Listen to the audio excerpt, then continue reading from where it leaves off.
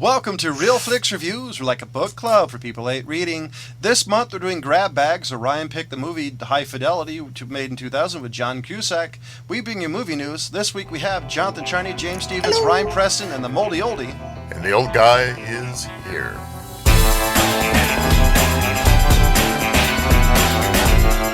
So who has the description of this movie? Which one do you want? There's a number of them. It says Rob, it's a good name, a record store owner and compulsive list maker, recounts his top 5 breakups, including the one in progress. There's a longer version of what that's in here I bet there is, but there doesn't need to be much more than that. Very typical, very typical IMDb-ish. And it's almost the entire plot. I think it is the entire plot. It is the entire plot. Almost. I got to be honest. My favorite part of this movie is the random, make a list about top 5 songs about death, and they list it off. I always thought that was the best part of this movie, personally. Yeah, but I gotta say though, I think it might be that I'm getting older, but I just don't like hearing people bitch. Really don't. Thank you Except very much. yourself. That's really what I gotta say. I mean, he was whiny. Keep me to the last. What do you think, Ryan? Yeah. I like what you said, John. I mean, it's one of my actual favorite things about the movie, and as much as you almost kind of wish you had that kind of relationship with stuff, or if people do. I mean, they're music snobs. You know what I mean? When James and I definitely know what it's like to be movie snobs. Yeah. Yes, you do. Back in the day when all I was doing was watching 5 movies a day. Everybody who's ever been in a band or whatever, we are all music snobs. Even myself. Yeah, so you hate people for their taste in music, and right. you only appreciate people who agree with you. Exactly. And there are right and wrong answers to those things, and those are like the slice of life of the folks that work at a record store. Music hipsters, if you will. Right. Yeah, Ryan, I think has a scar on his leg from being wrong on a music. But I love the list. Going through like, I was going to give you my top 5 Monday morning jams. Right. That kind of stuff. Even if they're shitty songs, just going through the list. All right, Desert Island, top 5, whatever. Yeah. I gotta say though, the Crappy one thing punk. I actually really liked the cast, because you had John Cusack, who always thought was good, Lisa Bonet, Mrs. Kravitz, or was, Catherine Zeta-Jones, Joan Cusack, Tim Robbins. So the cast was actually pretty good. He forgot Jack Black. Jack Black. I was you saving can't him forget for last. Jack Black. The only thing I have to admit is when I was watching this movie felt a little slow to me for some reason. Which, when I've watched this before a couple of times, I thought it was the pacing was perfect. You forgot Laura, the Man, actress. watching it this time, I didn't think anything was wrong with the pacing. Whatever. Last I think it was just when I was watching it that the pacing was bugging me. Well, it's definitely not Transformers: Age of Extinction. Yeah. By the way, thank God. Yeah. I'm afraid to say what I really want to say. Just say what you're going to say. Here is a movie to me that just didn't hold up. And, although it had some firsts. I mean, this was really the breakout movie for Jack Black. Yeah. Where we also learned the fact that he could actually sing, which was pretty amazing. Tenacious D. I did not like that singer, the black one. Well. She was off key. Oh, yeah. She horrible. Was Benet. Whatever. Yeah, whatever her name is. I can't think No, she was also awful. in the Cosby Show, I think. Lisa Bonet, Cosby Show. Yeah. The Cosby Girl. No, she was a terrible singer. One I of don't them. think she's ever. I mean, anyway.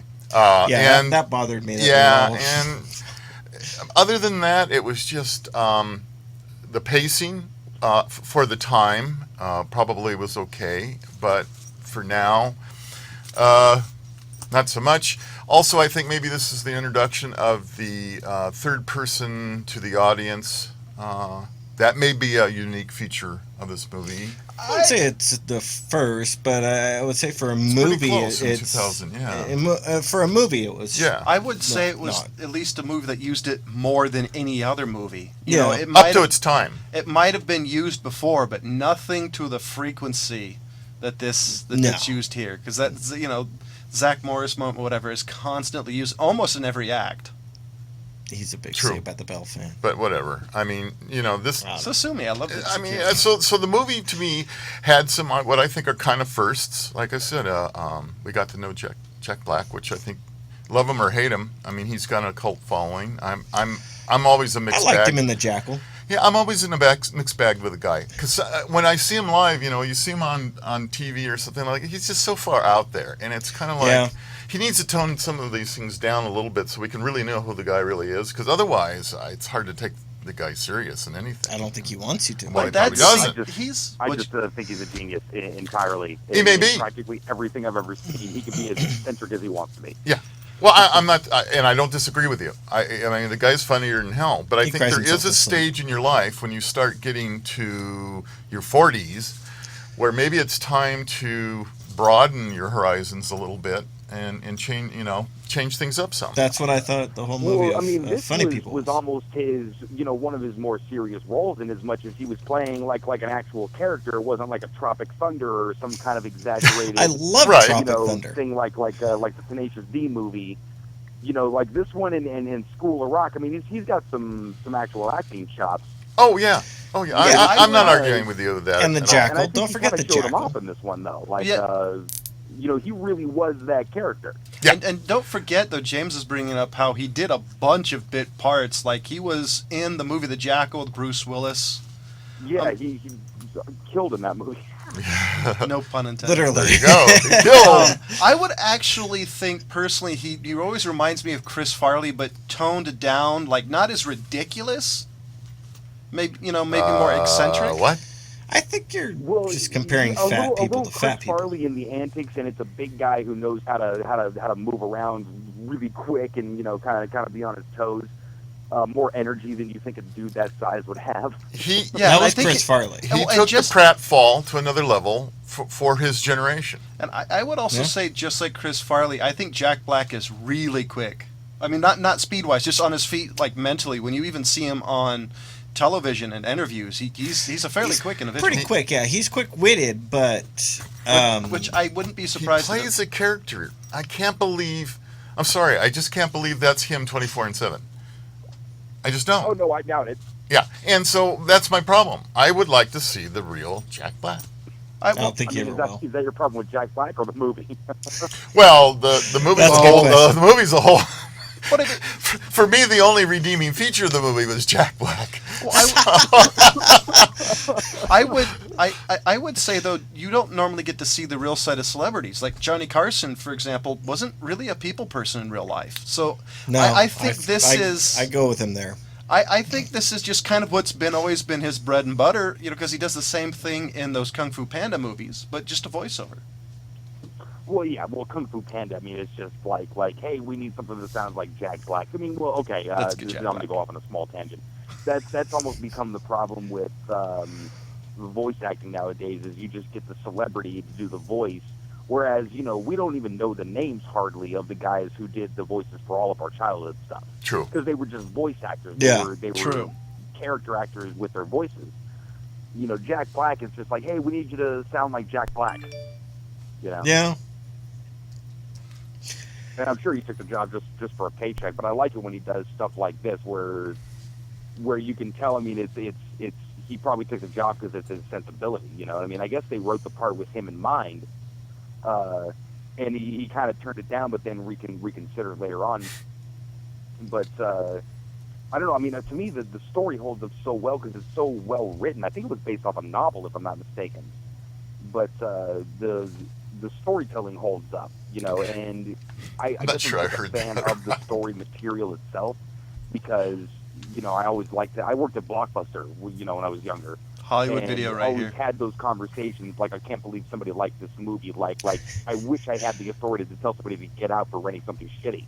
Well, that was when I first saw this, which was after I quit Hollywood Video. It was one of the reasons what really attracted me to this, because I remember having similar conversations of, oh my God, this person just rented Rollerball. What the hell, So hey, Rollerball was amusing. not the second one. Oh. or the remake. So I actually remembered even having the make the list movies of, like if you were what would be your torture movie if you had to sit there for 24 hours and watch a particular movie. So I totally This is get getting that. close to the list. I was gonna say, I think for John it would be, Super. That would be close, but not particularly. No, there are worse movies out Kung there. Fu Panda for me. I actually like that movie. Well, hey, Yeah, I'm an old guy. That was one of the things I saw right off the bat, and I was kind of thinking like when Jack Black flips out on the guy for the record for his daughter. Yeah. Yeah, for the Stevie Wonder, I just Yeah. want to say I love you. Yeah, and it's like I kind of get that, but that's just a wish thing. You wish you could do that, but you really don't, because then Jack Black turns around and goes, "Oh yeah, it's just bad for business if we don't do this." Yeah, right. And It's they're a struggling store that's Bad supposed to for go out of business? business, and they chase all these people out of the store. I mean, what the fuck? Well, talk about kind I'm of sorry. they wish they did that. Was the scene where Tim Robbins comes in. You have the Yeah. 3 flashbacks of what he wants to do. Those were the one scenes that I Another guy liked, I can't but handle. I never actually thought that fit the movie, because it's like the only time I think that happens. Yeah. So it's just kind of like, what? Well, I mean, I think that's just, look, the way I look at the movie is it's a narrative, obviously told by John Cusack, almost like a diary. Like just kind of going through, like, this is like my most personal thoughts about all the stuff that's going on. Oh, kind of bearing his soul to the fourth wall. But I think that's just him kind of losing his mind a little bit, like just like can't deal with what's going on. So obviously it starts fantasizing about it. But no, I didn't think it was out of place. I thought it was one of the better landing jokes of the movie. So it's kind of like his schizophrenic break type of thing. Yeah, so one of the lines that he said that I really like, I'm going to read it because it is pretty funny. It says, "What came first, music or the misery? People worry about kids playing with guns or watching violent videos and some sort of culture of violence that will take them over. Nobody worries about kids listening to literally thousands of songs about heartbreak, rejection, pain, misery, and loss. Did I listen to pop music because I was miserable, or was I miserable because I listened to pop music?" Well, there was that one was the opening line, and I really enjoyed that. And it's, Well, Yeah, there was one person who actually cared what children were listening to, was Tipper Gore. true. No. It was the guy who came in trying to buy the me, record for his kid. To the age group, to the society, to the jadedness, like it's much more like I don't know. I'm trying to think of. I love that line, but I mean the age group itself and the type of people that they are going to pontificate like that a lot, and get really philosophical about life. But then there's people in his life, like his girlfriend, who's currently breaking up with him, who's just constantly calling him out on his bullshit. So it's to me, I like the dichotomy of the narration versus his actions when he's with his friends or something like that. Because he is that philosophical, this is what's wrong with the world kind of guy. But then to himself, he's like, I am an asshole, I would say that the one character I think I really hated this entire movie was Joan Cusack. I really wanted. She didn't have much of a role. I hated her so much, though. For some reason, I didn't like her hair. This particular character. Joan Cusack. She's funny. Oh, She's geez. very I funny. love her. I think she was the best part of the movie, just about. I could not stand her in this movie. For some reason, like, the first time I watched it didn't bother me. This time it's like, would you shut the hell up? But just me. I think that a lot with a lot of people. Yeah, Yes, I've even heard you say that. it's true. I feel the same way. Just saying. I can't, Yeah. But for me, the thing that I could not get over was how much of a whiny bitch he was. No kidding. That's all the movie is And of him. that's what bothered me the most about this film, is that his character, and he was playing the character well. Mm-hmm. Oh, yeah. I'm not arguing that. But the character I just can't stand. And Ryan mentioned it, is his girlfriend was calling him out on all this bullshit. Right. Because he would be what Ryan was saying, the philosophical guy, the way that he starts out in the movie, and that line is really good. And for the age group, a lot of us of that age group, becoming adult type thing around 2000, 2001, we went through that crap. We had a lot of people like, oh, you can't play this video game, you can't watch this. I mean, this was the beginning of video games even becoming rated. They were not rated when they first came out. There was no like, oh, this is for, EB7 or, all this crap. It was, you got a video game and you played it. It took Wolfenstein to finally get people to wake up a little bit. I like that game.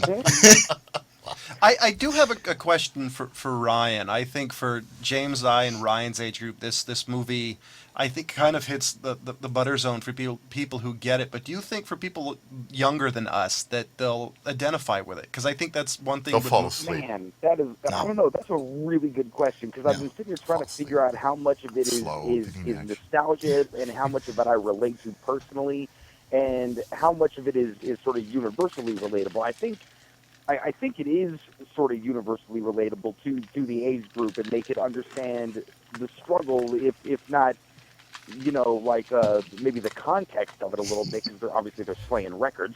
Hey, records like making that. a comeback. You might have to explain to a couple of millennials what a record is, but Actually, but I think they understand the idea of getting to an age where you feel like you know everything, and you feel like everybody else is retarded and doesn't see it. And then kind of at that crossroads of like, oh, okay, I might see how some things work, but like I am being kind of just a whiny bitch, like James says, he is a whiny bitch, but I think it was a greatly written character and mirrored a lot of feelings of that age group, So I'm curious, Ryan, what do you rate this movie? Man, it's a solid 4 for sure. I think it just really nailed the storytelling, and then had the perfect, sort of characters with Jack Black. And I freaking wish I was looking at that guy's name right now. The other coworker was so funny. Yeah, the other coworker was funny. I have a subtle. I have a feeling that the ratings are going to go down from you. So I kind of give it a 3 out of 5 just because of the fact that I really identify with the record store clerk or the Hollywood Video or Blockbuster thing. I totally get. So for me, it's a 3 out of 5. The pacing, for some reason, this time watch it bugged me, but I bet if I watch it again, it wouldn't bug me as much. So James, you're up. For me, this one, I don't think it held up at all. I really don't, and I disagree with you, Ryan. I don't think the story of the age group and being able to identify with some of the struggles that he was describing in the film, I don't think they're going to hold up. I think if you look at his relationship statuses, that will hold up. The socio-economical statuses that he was dealing with, whatever, shut up the hell, John, you're interrupting. That crap, I don't think that's going to hold up at all. I don't think the kids are going to understand that. They may listen to music, but the music that's coming out is nowhere what the music was at that time. You got freaking Bieber ruining the hell out of crap. Go die. But that's every generation, though. It is. But that's a generation, because I guarantee. That's what I'm saying. Well, because I guarantee the generation now that would be around that age would think, okay, their music's better. All right. And then, so I think. All right. Hold on, I wasn't finished yet. What I was I got a rebuttal to that. The music is not going to hold up because it was different for the time period and it's changed. So what do you rate it? I don't think it's going to hold up, and I don't think it held up right now. It's a 2.5. So, sorry, Ryan. I'm trying to remember a couple of my my I'm opinions sorry that here. you're wrong. That's fine. Being the old guy that did spend many hours in a true record store, where we did buy, started out Could with they sing 8 into a tracks can instead and of- make a record? Yeah, how about that? He even Yeah, knows how to use a and- slide rule. That's right, I do. And we had reel tapes. I still have a reel player over in here. It's got when I was doing the radio, when I was a DJ, I have a soundtrack in there. But I can't get it out there. We got to get it and let you guys hear what I sounded like way back when on radio. So here's the problem. Although I liked particular parts of the movie and particular actors, for my age group anyway, I could relate to the music snob part of it. easily, because I was easily a music snob for a long time. But the pacing of the movie didn't hold up. A lot of the material, I don't think it's going to hold up. This whole called coming of age that they claim is this movie's all about, they're too old for that. And then they're too young for the middle crisis part. That's what they sit in here. It's, oh yeah, it's midlife crisis. No, it's sorry, not it's not as midlife midlife crisis. It's like the 25-year-old, 26-year-old, like, oh shit, like I guess I'm supposed to be an adult now, kind of thing. But you grow up in suburbia, and you. I don't know. I identified with that quite a bit. Yeah, well, and that's fine, but I don't. And again, just taking this as a movie, although I loved parts of it, I love some of the actors, I can't give it more than a 2. Wow, I was right. It literally went down from Ryan. Wow. I would Sanity. I would kind of my last 2 cents. I would say I do think it's definitely a thing with James, Ryan, and my generation. I do kind of think it's gonna. We really identify with it. I think if anybody else does younger than us, I think that's gonna really be dependent on the person. Younged? Huh? You said younged. Young or whatever. Younger than us. That's a new word. Okay. I mean, they to us. go to buy their music at an Apple store online. And with that being said, we're gonna switch over What's left? to Dimple?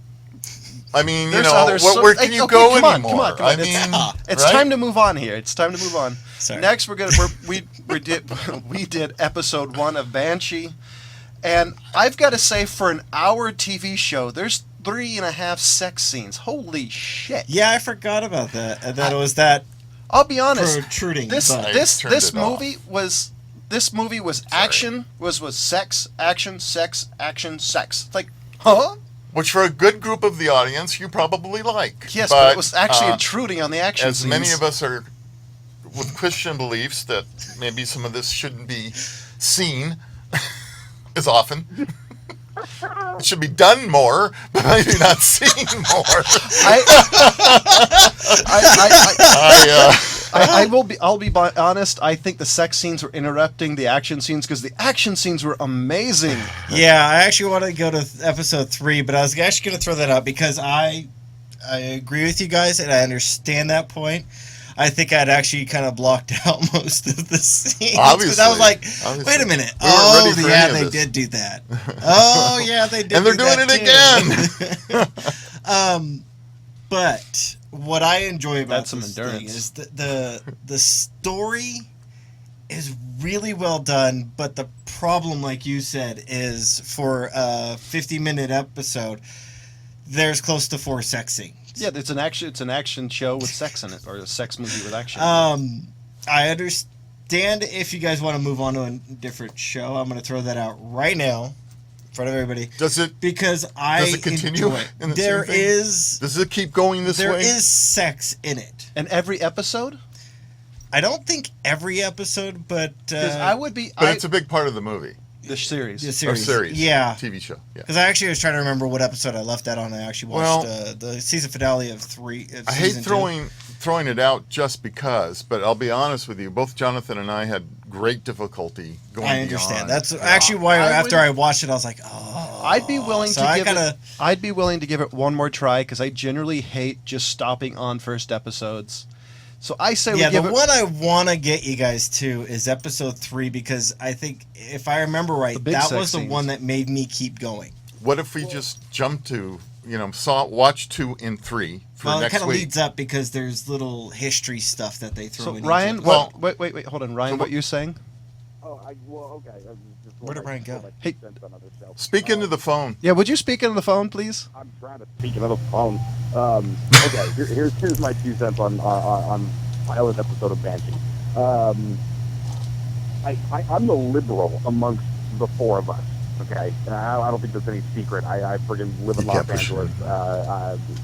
Where I start agreeing with everybody up there is I'm a huge gun fan. We're not going to get into that discussion, but point being, I even felt like the sex was a little gratuitous. It was almost without point. And I'm fine with nudity and sex and everything like that as even selling a show. I'm fine with that, but it actually came across. It felt like it was like, am I just seeing this just to see this? Hmm. It It was gratuitous.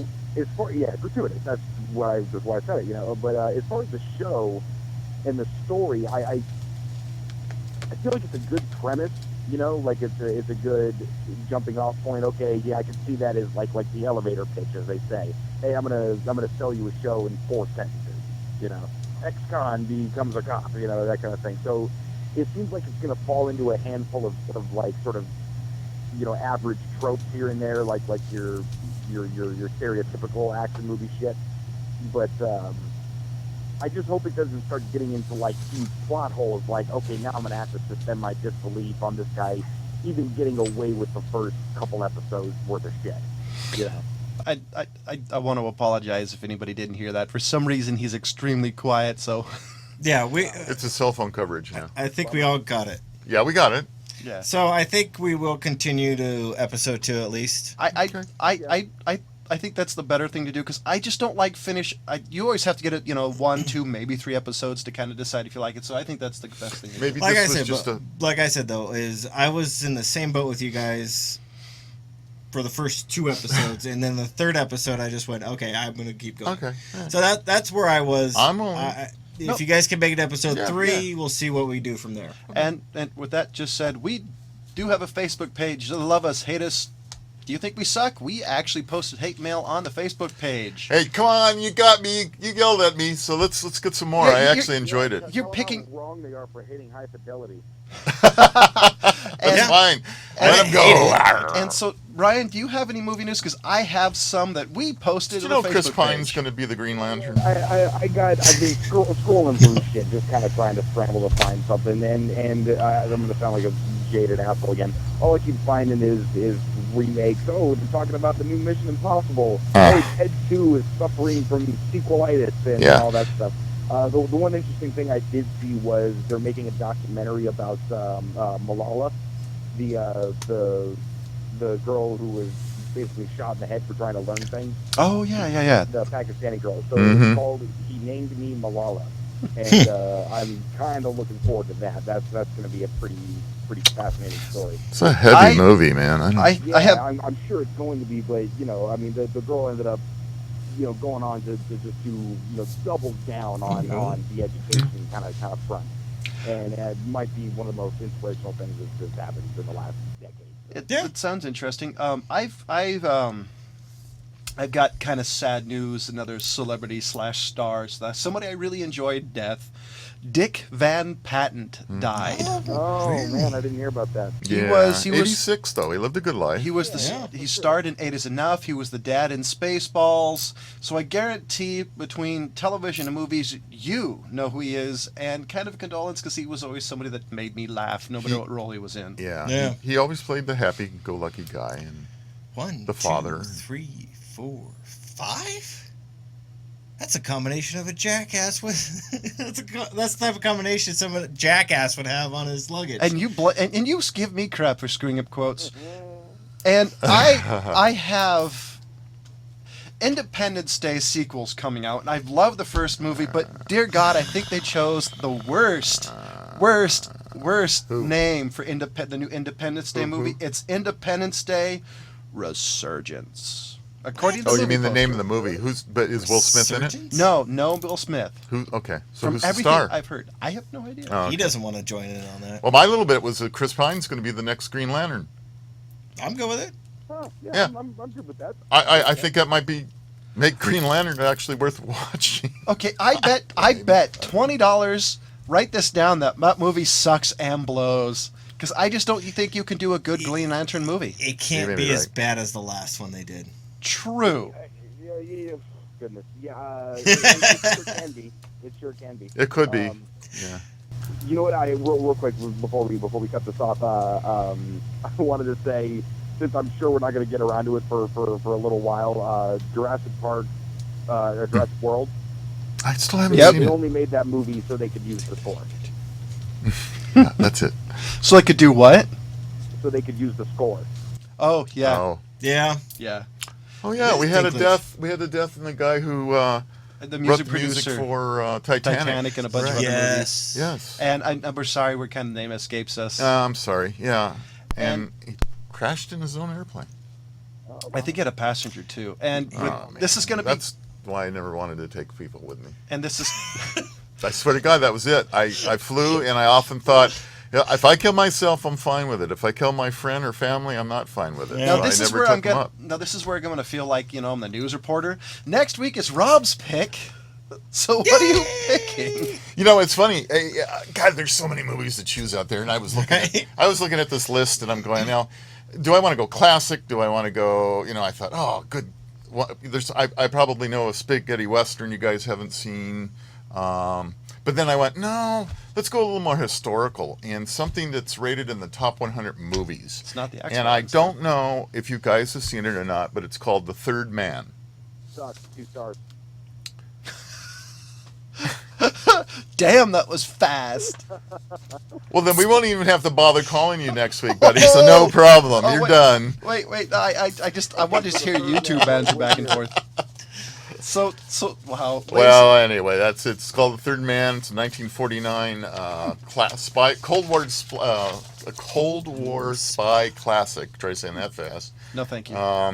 It's got Joseph Cotton and Orson Welles and Trevor Howard and a lot of very, very big name actors in it. What year was this made? 1949.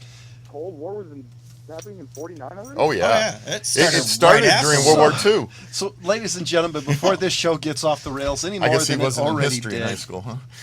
I gave the movie High Fidelity a 3 out of 5. Ryan gave it a 4 out of 5. James gave it a 2.5. Picking Ryan Day. Rob gave it a 2 out of 5. We're going to try Banshee Episode 2, because it's actually Episode 2 instead of Chapter 2. Yeah. And We're gonna like try this. always, thank you for watching.